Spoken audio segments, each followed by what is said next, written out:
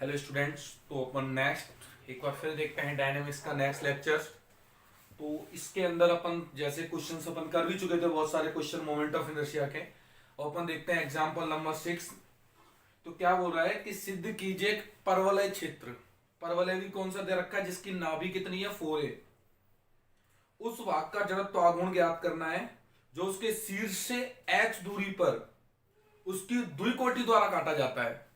ठीक है कि नहीं? तो पहले इस बात सीखेगा क्या कह रहा है ये। तो जैसे एक ऐसा परवल है जिसकी नाभि जो नाभि लंबा है वो 4a है, और हम जानते हैं वाई स्क्वायर बराबर 4ax। एक ऐसा परवलय होता है जिसकी नाभि कितनी होती है 4a होती है। तो ये इस परवलय का फिगर होता है, चित्र होता है। ये इसकी नाभि होती है a,0, और इससे जो गुजरता है ये अपना कहलाता है नाभि लंब। क्या कहलाता है? ये नाभि लंब कहलाता है। अब क्या बोल रहा है, शीर्ष इसका ये होता है 0,0, और इस शीर्ष से h डिस्टेंस पर, कितनी डिस्टेंस पर? h डिस्टेंस पर। तो मैंने ये एक ले ली h डिस्टेंस, x बराबर h। तो यहां से लेके यहां तक की डिस्टेंस कितनी ले लिया आपने? h distance. h डिस्टेंस इसको बोलते हैं द्विकोटि। क्या बोलते हैं इसे? द्विकोटि। डबल ऑर्डिनेट बोलते हैं इसे। क्या बोलते हैं इसे? डबल ऑर्डिनेट बोलते हैं, जो दो बिंदुओं पर काटता है। ठीक है कि नहीं है? तो इस पॉइंट के कोऑर्डिनेट बता सकते हो आप? इस पॉइंट के कोऑर्डिनेट क्या होंगे? x की वैल्यू तो h होगी, और y की वैल्यू यहां से आ जाएगी अंडर रूट में 2ah। जो ये क्षेत्र बन रहा है, ये इस तरीके परवलय क्षेत्र बन रहा है। ये एक क्षेत्र बन रहा है, मैं आपके सामने डॉटेड दिखा रहा हूं इस रीजन को। ये जो क्षेत्र बन रहा है, इस क्षेत्र का आपको मोमेंट ऑफ इनर्शिया फाइंड करना है। ये जो क्षेत्र बन रहा है, इस क्षेत्र का फाइंड करना है मोमेंट ऑफ इनर्शिया। ये पैराबोला है, इस तरीके से इधर जा रहा है। इस क्षेत्र का आपको मोमेंट ऑफ इनर्शिया फाइंड करना है। मैं अच्छा सा चित्र बना देता हूं, आपको दूर यहां हटा देता हूं इसे। इसका मतलब यही है कि भाई 4a दूरी है। ठीक है? इसका नाभिलंब कितना होता है? वाई स्क्वायर और 4a का वाई स्क्वायर बराबर 4x का नाभिलंब कितना होता है? 4a होता है। ठीक है, मुझे इसने एरिया का मोमेंट ऑफ इनर्शिया चाहिए। तो मैं क्या करता हूं, देखिएगा, ये दूरी आपको पता है, मैं थोड़ा साफ शब्दों में लिख देता हूं। ये दूरी आपकी यहां से लेके यहां तक कितनी है? ये h दूरी है। h दूरी है। आपको इसका मोमेंट ऑफ इनर्शिया चाहिए। पहला चाहिए शीर्ष पर स्पर्शिका के सापेक्ष। तो पहला वाई एक्स के रेस्पेक्ट में चाहिए, और फिर चाहिए आपको एक्स एक्सिस के रेस्पेक्ट में। दोनों के रेस्पेक्ट में मुझे निकालना है। अब क्या करूंगा, देखो मैंने एक पट्टी मानी, ये एक पट्टी ले ली मैंने, एक इस तरीके की पट्टी ले ली है, एक पट्टिका ले ली है। इसको डार्क कर देता हूं, इस पट्टी को मैं, ये पट्टी को मैंने क्या कर दिया? डार्क कर दिया। एक पट्टी ली है, इस पट्टी को मैंने क्या कर दिया? डार्क कर दिया है।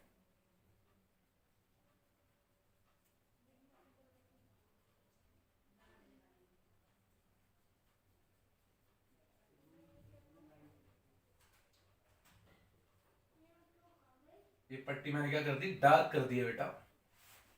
और इस डार्क पट्टी का पहले तो इस तो छोटी छोटी पट्टियों में कट करना। तो एक ऐसी पट्टी बना रखी है मैंने इस तरीके से। अच्छा, इस पॉइंट के कोऑर्डिनेट, जैसे एक पी पॉइंट होगा, ये इस पॉइंट के कोऑर्डिनेट मैंने मान लिए एक्स कोमा वाई। क्या कोऑर्डिनेट हो गए इसके? X comma Y.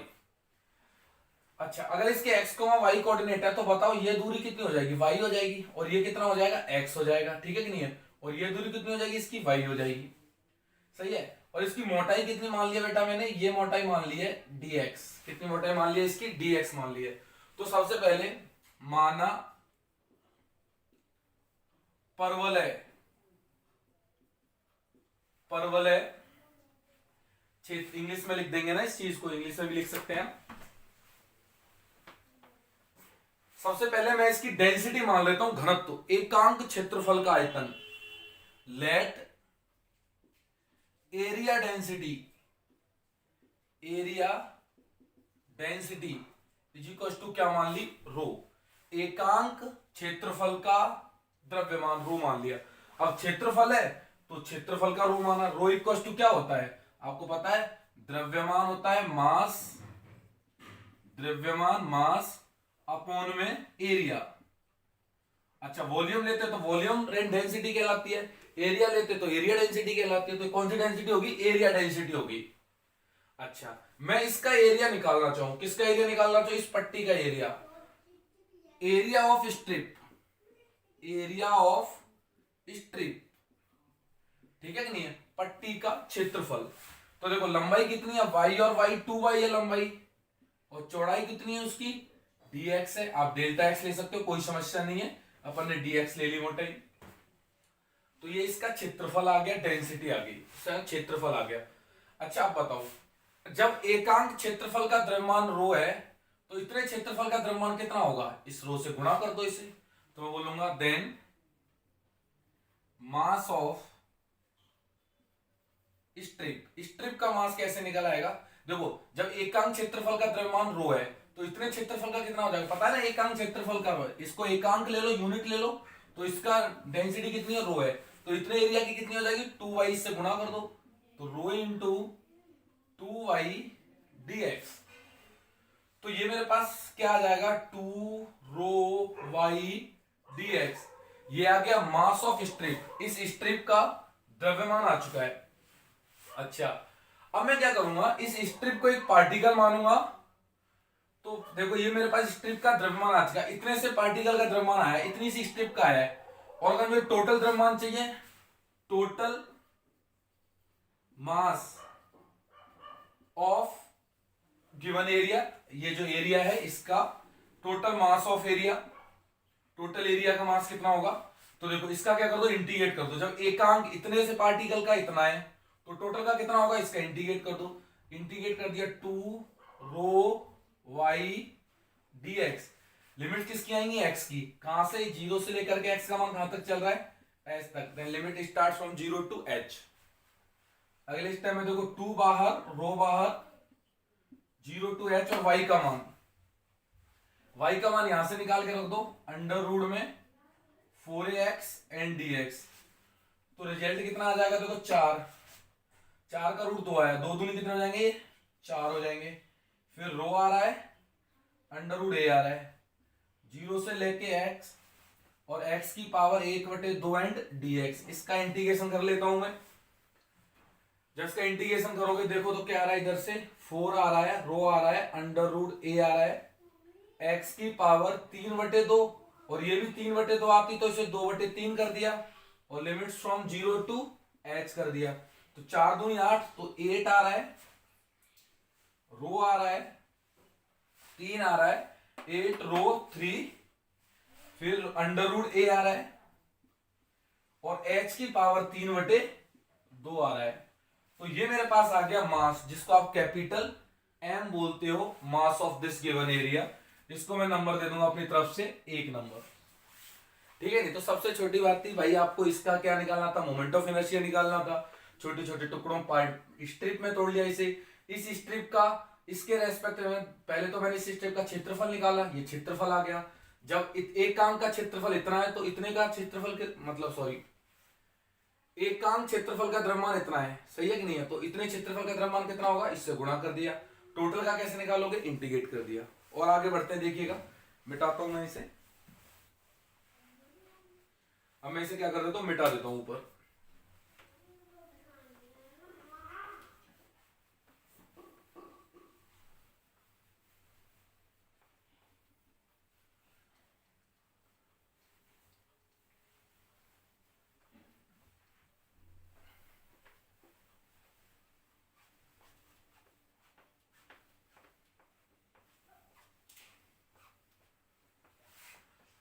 अब आप देखिएगा ये कितना आ रहा है, 3/2 आ रहा है, इंटीग्रेट सॉल्व कर रखा है मैंने।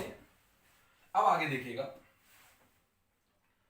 अब मैं इस पार्टिकल मानो और इस पार्टिकल का वाई एक्सिस के respect of moment of inertia, तो मैं लिखूंगा momentum of inertia of strip about O y axis. अब ओ वाई एक्सिस के रेस्पेक्ट में क्या होता है, ये पार्टिकल की तरह मानो, तो रूल क्या कहता है, mass of particle into perpendicular distance का होल स्क्वायर। पार्टिकल मतलब स्ट्रिप का मास, स्ट्रिप का मास अभी भी आपने निकाला था, कितना था, 2 row y d x into perpendicular distance, यहां पे डिस्टेंस कितनी है वाई एक्सिस से, इस पार्टिकल मानो, इस पार्टिकल एक स्ट्रिप के रूप में है जो उसकी डिस्टेंस लो वाई एक्सिस से, तो कितने हो जाएगी ये x, that means x square. इसका मतलब 2 row Y x square dx. ये तो मोमेंट ऑफ इनर्शिया आ गया इस स्ट्रिप का, किसके रेस्पेक्ट में, ओवाई के रेस्पेक्ट में। टोटल का चाहिए तो क्या कर दो, इसका इंटीग्रेट कर दो। So total moment of inertia, total moment of inertia about O y axis, total कैसे निकलेगा भाई, इसका इंटीग्रेट कर दो, कर दीजिएगा इंटीग्रेट, 2 बाहर रो बाहर, इंटीग्रेशन वाई एक्स स्क्वायर डीएक्स। एक्स की लिमिट कहां से कहां तक परिवर्तन हो रही है, 0 से लेकर के एच तक परिवर्तन हो रही है, तो मैंने क्या लिख दिया, 0 से एच लिख दिया। अब आप देखो यहां से बस इंटीग्रेट करना है इसका, 2 आ गया बाहर, रो आ गया, वाई का मान रख दो, क्या था under root 4ax, under root 4ax x square और dx, ये 2 बाहर आ जाएगा, 2 दूनी 4 हो जाएगा, रो हो जाएगा, अंडर रूट a बाहर आ जाएगा, ठीक है कि नहीं है, फिर 0 से h हो जाएगा, और x की पावर 3/2 एंड dx हो जाएगा। अगले स्टेप में देखो 4 as it is, rho as it is, under root a as it is, और x की पावर कितनी हो जाएंगी, 5/2, एक जोड़ दो तो 5/2, और फिर और मल्टीप्लाई में कितना हो जाएगा, 2/5, ठीक है नहीं, नीचे आता तो मैं भाग में लिख दिया, 0 से लेकर के h, तो ये कितना हो रहा है, 5 दूनी 10,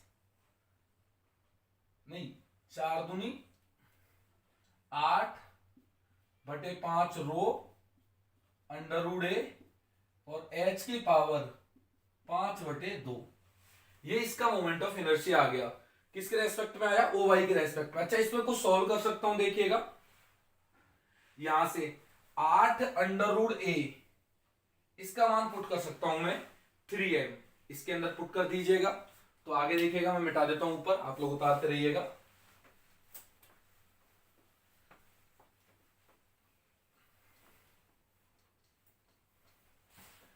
अगले स्टेप में देखिएगा जब अपन इसे आगे करेंगे तो क्या हो जाएगा, इसका यूज कर रहा हूं, देखो अगले स्टेप में क्या होगा,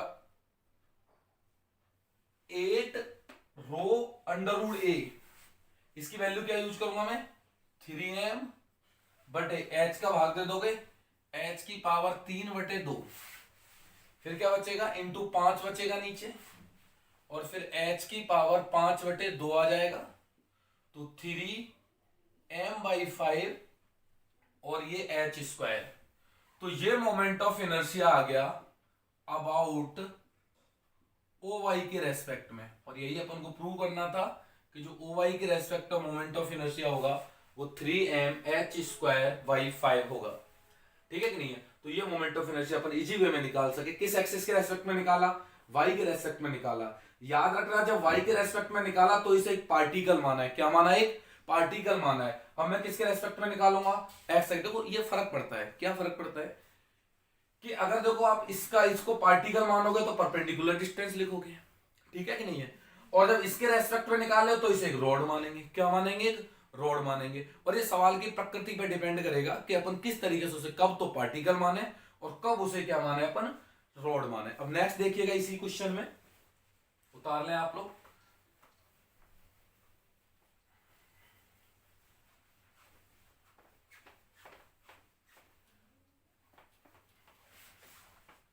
अब देखो स्ट्रिप का मोमेंट ऑफ इनर्शिया लिखना है, moment of inertia of strip, strip का मोमेंट ऑफ इनर्शिया लिखना है पहले about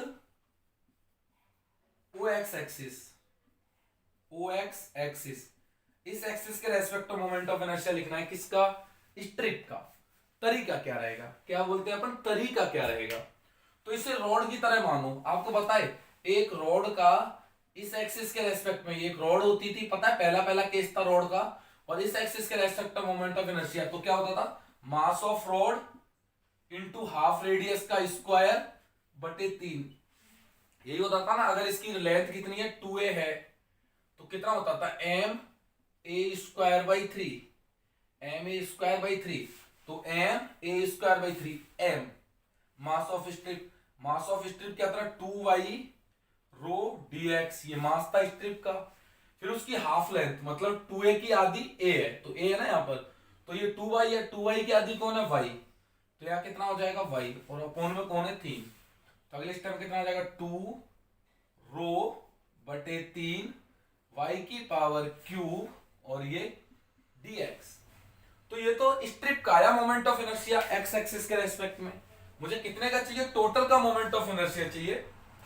so total moment of inertia of given area about किसके रेस्पेक्ट में, अबाउट ओ एक्स एक्सिस। क्या कर दो, स्ट्रिप का इस रॉड का तो निकाल लिया मैंने, देखो यहां पर इसे रॉड माना, यहां पर क्या माना रॉड, और यहां पर जब वाई एक्सिस के लिया तो पार्टिकल लिया, तो अबाउट ओ एक्स एक्सिस, तो रॉड का इतना है, तो टोटल का कितना हो जाएगा, आप इंटीग्रेट कर दो, यहां तक क्या हो जाएगा, इंटीग्रेट कर दो, इसका इंटीग्रेशन 2 रो बटे 3 y cube dx and limits of x, what is the x की लिमिट, कहां से कहां तक परिवर्तन हो रहा है, 0 से लेकर के s तक। बस अब इंटीग्रेशन को सॉल्व करना है और क्या निकला है अपन को आंसर, तो देखिएगा, तो मैं इसे ऊपर मिटा देता हूं क्योंकि नीचे वाला रिजल्ट मेरे काम आने वाला है।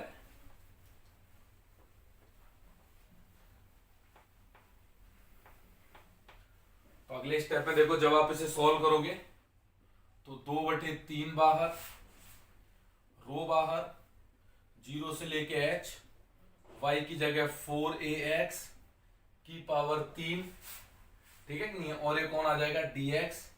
अगले स्टेप में देखो 2 और ये 4 हो जाएगा, 4/3 रो अंडर रूट a, 0 से लेके h और x की पावर 3/2 एंड dx। बस अब इसे सॉल्व करना बाकी है, देखो कैसे सॉल्व करते हैं। ये क्या है मेरे पास, 0 से लेकर के h, तो ये 4/3 रो अंडर रूट a, इंटीग्रेट कर सकते हैं x की पावर 5/2 और नीचे कौन आ जाएगा 5/2, 0 से लेकर के h, तो कितना हो जाएगा 2/5, तो 8/15 रो अंडर रूट a, h की पावर 5/2, 8 अंडर रूट a, इसका मान रख दीजिए उस इक्वेशन से, तो कितना आ जाएगा 3m बटे h की पावर 3/2 इंटू 15 और h की power 5/2। So final answer is कितना हो जाएगा, 5 15 और ये m h स्क्वायर बटे 5। तो ये अपने पास आंसर आ गया। मैच करते हैं एक बार, थोड़ी सी मिस्टेक होगी, कहां मिस्टेक कर गए अपन, 2 रो बाई 3 सही है, 0 से लेके h सही है, अंडर रूट 4 है ये भी सही है, तो फिर ये 4/3 हो रहा है, 16 आ रहा है ना, यहां मिस्टेक कर गए अपन ना। एक मिस्टेक क्या थी कि यहाँ अंडर रूट निकाला 4, 2 आ गया, लेकिन 2 का क्यूब भी हो रहा है इधर 8, तो इधर 8 आ रहा है, ठीक है कि नहीं, बाहर आएगा 8 और 8 दूनी हो जाएगा इधर 16। बस आप थोड़ी सी यहाँ मिस्टेक कर गए, आप समझ गए होगे क्या कह रहा हूं मैं। ये अंडर रूट 4 था, इसका 2 निकाला, 2 की पावर क्यूब, क्यूब 8, 8 दूनी 16, तो इधर भी कौन होगा, ये 16 हो जाएगा, ठीक है कि नहीं है, ये इधर 16 हो जाएगा, और इधर जहां 8 था यहाँ क्या हो जाएगा मेरे पास, ये हो जाएगा 32 हो जाएगा, क्योंकि यहां से 2 मल्टीप्लाई हुआ घूम करके 32 हो जाएगा। तो यहाँ फिर 4 बचा रह जाएगा ऊपर, तो टोटल आंसर आ जाएगा 4/5। तो आप ये कैलकुलेशन तो खुद भी कर सकते हो, ठीक है नहीं है, थोड़ी माइनर सी मिस्टेक थी तो अपन ने उसे सुधार दिया। तो इस तरीके से अपन ने डायनेमिक्स का एक और लेक्चर्स दिया। भाई सॉरी, आप लोगों को बहुत टाइम से लेक्चर्स नहीं पढ़ रहे हैं, आज से मैं कोशिश करूंगा कि आपके रेगुलर 1 बाय 1, ज्यादा नहीं डाल पाऊंगा, ये मैं खुद बता रहा हूँ आपको, मेरा एग्जाम है उस वजह से मैं उसकी प्रिपेयर में लगा पड़ा हूँ। बाकी कोशिश करूंगा पर डे का एक लेक्चर आपको प्रोवाइड करा, और सफिशिएंट है, अगर एक डे का है तो 15-20 दिन के अंदर क्लोज मार लेंगे इसे, ठीक है कि नहीं है, ज्यादा नहीं बच रहा है इसके अंदर, ठीक है। और सी प्रोग्रामिंग के लिए आपकी 2 यूनिट है, मैं टीचर्स देख रहा हूँ उसके लिए, कोई टीचर मिलते के साथ ही अपन उसे भी करा लेंगे 2 यूनिट्स को। तो बट बाकी आप डायनेमिक्स की प्रॉपर तैयारी ये रखें कि डायनेमिक्स की ही 3 यूनिट पढ़े, कॉम्प्लेक्स उसको पढ़ना है तो पढ़िए, मना नहीं है, सी प्रोग्रामिंग कराएंगे आपको, लेकिन थोड़ा घबराए ना। पहली बात तो आपकी फैब में कोशिश करूंगा मैं निपटा दूं इस सिलेबस को, और भी जल्दी, ठीक है कि नहीं है, ऐसे कोई घबराने की जरूरत नहीं है। और आज से कोशिश करेंगे कि आपको रेगुलर लेक्चर्स दिए जाएं। Thank you.